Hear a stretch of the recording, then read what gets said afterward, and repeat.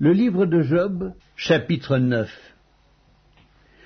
Job prit la parole et dit : « Je sais bien qu'il en est ainsi.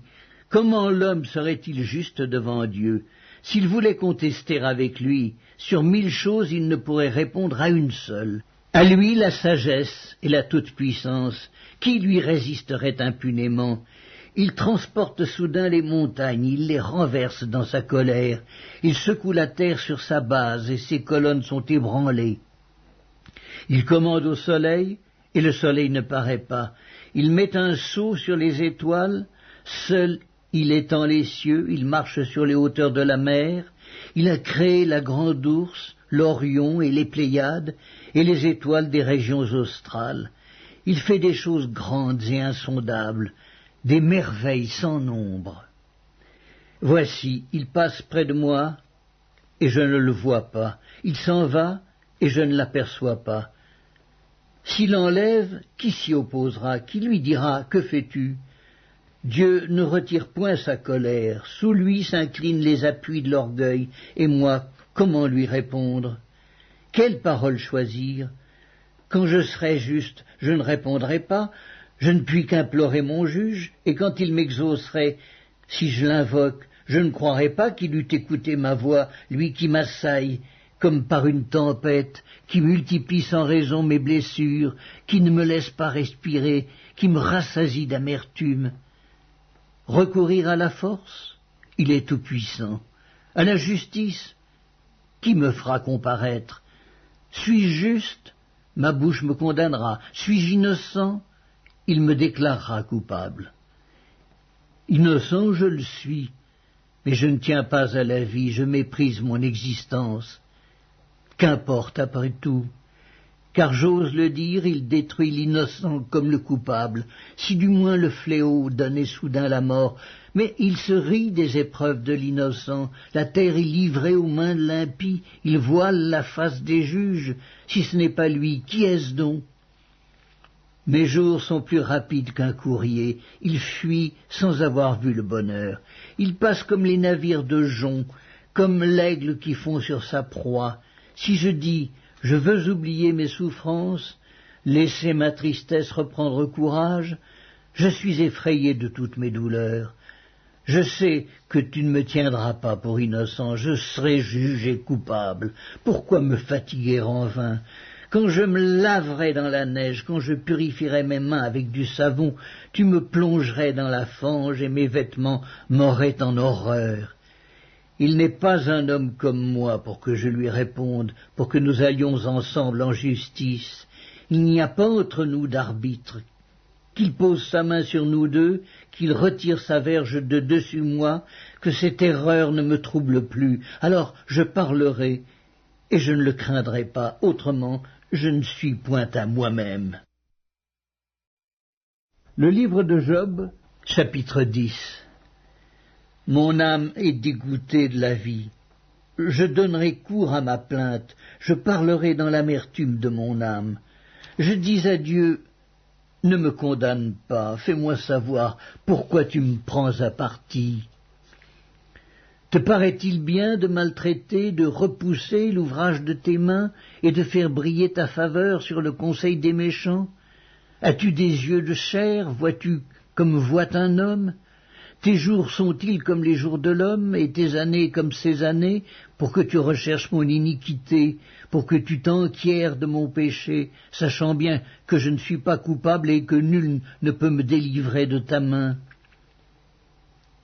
Tes mains m'ont formé, elles m'ont créé, elles m'ont fait tout entier, et tu me détruirais?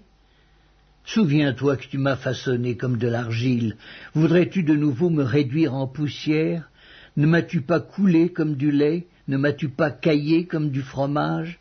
Tu m'as revêtu de peau et de chair, tu m'as tissé d'eau et de nerfs. Tu m'as accordé ta grâce avec la vie, tu m'as conservé par tes soins et sous ta garde. Voici néanmoins ce que tu cachais dans ton cœur, voici, je le sais, ce que tu as résolu en toi-même. Si je pêche, tu m'observes. Tu ne pardonnes pas mon iniquité. Suis-je coupable? Malheur à moi. Suis-je innocent? Je n'ose lever la tête. rassasié de honte et absorbé dans ma misère. Et si j'ose la lever, tu me poursuis comme un lion, tu me frappes encore par des prodiges, tu m'opposes de nouveaux témoins, tu multiplies tes fureurs contre moi, tu m'assailles d'une succession de calamités. Pourquoi m'as-tu fait sortir du sein de ma mère? Je serais mort et aucun œil ne m'aurait vu, je serais comme si je n'eusse pas existé. Et j'aurais passé du ventre de ma mère au sépulcre. Mes jours ne sont-ils pas en petit nombre? Qu'il me laisse, qu'il se retire de moi, et que je respire un peu avant que je m'en aille pour ne plus revenir dans le pays des ténèbres et de l'ombre de la mort, pays d'une obscurité profonde où règne l'ombre de la mort et la confusion, et où la lumière est semblable aux ténèbres. Le livre de Job, chapitre 11. Tsophar de Naama prit la parole et dit : Cette multitude de paroles ne trouvera-t-elle point de réponse, et suffira-t-il d'être un discoureur pour avoir raison? Tes vains propos feront-ils taire les gens? Te moqueras-tu sans que personne te confonde? Tu dis : Ma manière de voir est juste, et je suis pur à tes yeux. Oh, si Dieu voulait parler, s'il ouvrait les lèvres pour te répondre, et s'il te révélait les secrets de sa sagesse, de son immense sagesse, tu verrais alors qu'il ne te traite pas selon ton iniquité. Prétends-tu sonder les pensées de Dieu, parvenir à la connaissance parfaite du Tout-Puissant? Elle est aussi haute que les cieux. Que feras-tu? Plus profonde que le séjour des morts. Que sauras-tu? La mesure en est plus longue que la terre, elle est plus large que la mer. S'il passe, s'il saisit, s'il traîne à son tribunal, qui s'y opposera? Car il connaît les vicieux, il voit facilement les coupables. L'homme, au contraire, a l'intelligence d'un fou, il est né comme le petit d'un âne sauvage. Pour toi, dirige ton cœur vers Dieu. Étends vers lui tes mains, éloigne-toi de l'iniquité, et ne laisse pas habiter l'injustice sous ta tente. Alors tu lèveras ton front sans tache, tu seras ferme et sans crainte. Tu oublieras tes souffrances, tu t'en souviendras comme des eaux écoulées. Tes jours auront plus d'éclat que le soleil à son midi. Tes ténèbres seront comme la lumière du matin. Tu seras plein de confiance, et ton attente ne sera pas vaine. Tu regarderas autour de toi et tu reposeras en sécurité. Tu te coucheras sans que personne te trouble, et plusieurs caresseront ton visage, mais les yeux des méchants seront consumés. Pour eux, point de refuge, la mort, voilà leur espérance. Le livre de Job, chapitre 12. Job prit la parole et dit : On dirait en vérité que le genre humain c'est vous, et qu'avec vous doit mourir la sagesse. J'ai tout aussi bien que vous de l'intelligence, moi, je ne vous suis point inférieur, et qui ne sait les choses que vous dites. Je suis pour mes amis un objet de raillerie quand j'implore le secours de Dieu.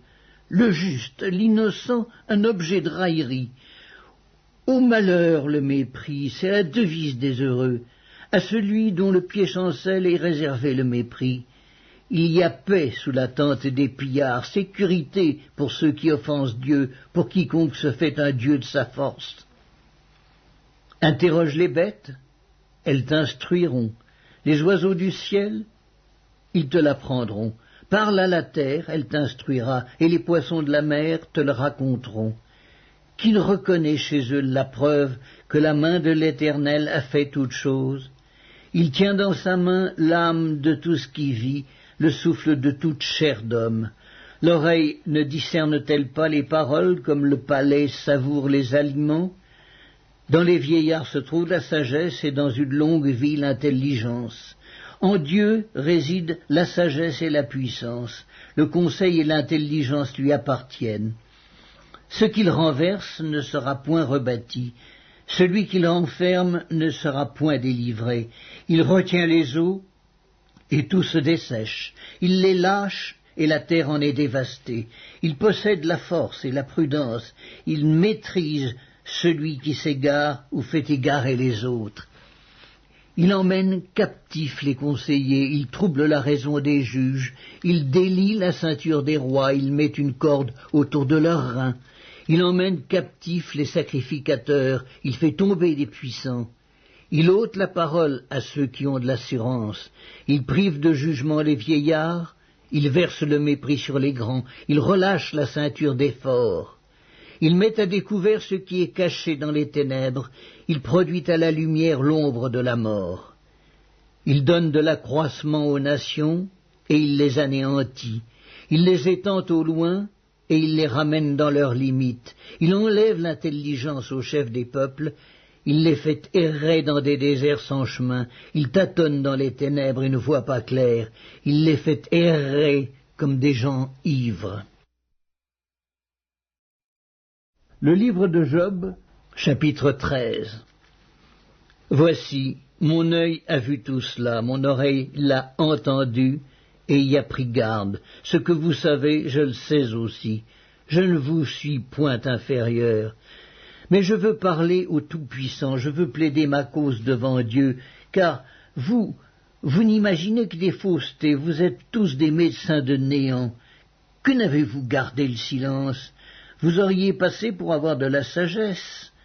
Écoutez, je vous prie, ma défense, et soyez attentifs à la réplique de mes lèvres. Direz-vous en faveur de Dieu ce qui est injuste, et pour le soutenir, allégrez-vous des faussetés? Voulez-vous avoir égard à sa personne? Voulez-vous plaider pour Dieu? S'il vous sonde, vous approuvera-t-il, ou le tromperez-vous comme on trompe un homme? Certainement, il vous condamnera si vous n'agissez en secret que par égard pour sa personne. Sa majesté ne vous épouvantera-t-elle pas? Sa terreur ne tombera-t-elle pas sur vous? Vos sentences sont des sentences de cendre, vos retranchements sont des retranchements de boue. Taisez-vous, laissez-moi, je veux parler, il m'en arrivera ce qu'il pourra. Pourquoi saisirais-je ma chair entre les dents? J'exposerai plutôt ma vie. Voici, il me tuera, je n'ai rien à espérer, mais devant lui je défendrai ma conduite. Cela même peut servir à mon salut, car un impie n'ose paraître en sa présence.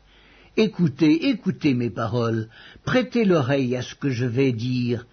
Me voici prêt à plaider ma cause. Je sais que j'ai raison. Quelqu'un disputera-t-il contre moi? Alors je me tais, je veux mourir. Seulement, accorde-moi 2 choses, et je ne me cacherai pas loin de ta face. Retire ta main de dessus moi, et que tes terreurs ne me troublent plus. Puis appelle, et je répondrai, ou si je parle, réponds-moi. Quel est le nombre de mes iniquités et de mes péchés? Fais-moi connaître mes transgressions et mes péchés. Pourquoi caches-tu ton visage et me prends-tu pour ton ennemi? Veux-tu frapper une feuille agitée? Veux-tu poursuivre une paille desséchée? Pourquoi m'infliger d'amères souffrances, me punir pour des fautes de jeunesse? Pourquoi mettre mes pieds dans les ceps, surveiller tous mes mouvements, tracer une limite à mes pas, quand mon corps tombe en pourriture comme un vêtement que dévore la teigne?